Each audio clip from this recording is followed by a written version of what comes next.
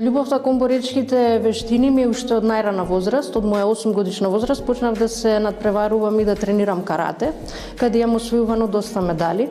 Потоа тренирав джиткундо, ММА и стрит фајт, како и бразилска џиу-џица, каде и се такмичев. Имам освоено државни, меѓународни, балкански и европски првенства. Во тоа долгогодишно искуство имам посетувано и доста семинари како за самоодбрана, за напад вооружен и невооружен. И сето тоа долгогодишно искуство што го имам зад мене ми овозможува и ми дава за право денес да можам јас се тоа да пренесам на останатите девојки и жени како со цел да им помогне во дадена несакана ситуација. Има напади нели од претежно машки лица, и тоа претежно на улица надвор, каде што некои се ограбувани, некои се нападнати со удари и слично, па им е одземено ланче, ташна, новчаник, што и да е. Меѓутоа и таа спремност што ни треба и што ја тренираме тука е токму тоа, доколку некој ви ја украде чантата, вие да бидете доволно спремни, брзи, експлозивни, да можете да истрчате и да си го земете тоа што е ваше и да не подклекнете нели под туѓа негативна сила. Тренингот за самоодбрана почнува пред се со истегнување и загревање. Имаме и некои делови од функционален фитнес, обични бодивейт вежби.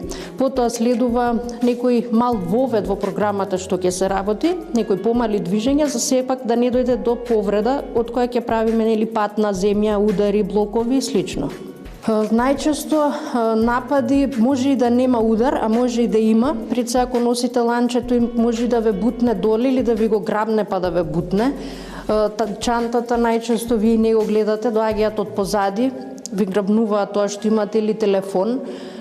Доаѓа буткање од позади, различни ситуации. Може да дојде и судар. Значи, ако напаѓачот ние одиме по улица, доаѓа, не фаќа околу раце, ние не можеме да мрдаме, нели сме овде. Све што треба да направиме е да останеме смирени, ги фаќаме рацете од овде, почучнуваме доле со колкот го турнуваме и ги отвараме рацете. После од тука следат повеќе удари, зафати, буткање и нели нормално, ако не можеме да се справиме, бегаме. Сепак во сите тие ситуации и напади што ги имаме, нели, не да Боже на улица, сепак треба да направиме една проценка дали вреди да си го ризикуваме животот или не вреди. И секако, доколку се работи за некој остар предмет како што се нож или шипка или што и да е, треба да бидеме подготвени колку и да сме спремни, дека можеби ќе бидеме и повредени. Тоа е најчесто за одбрана од нож, каде што колку и да имаш техника, треба да знаеш дека после ќе имаш негде и повреда. Но на еден начин самодовербата, силата и мајндсетот ќе ти биде друг, доколку овде посетуваш и некој одреден подолг период, самоодбрана, научиш техники што некогаш и ќе ти го спаса твојот живот или на, не дај Боже, твој близок. Лично искуство имам, меѓутоа тоа е многу одамна, моите почетоци уште од каратето кога бев. Меѓутоа добро се одбранив со тоа што знаев да удрам со нога, па успеав некако дечкото да го тргнам од мене.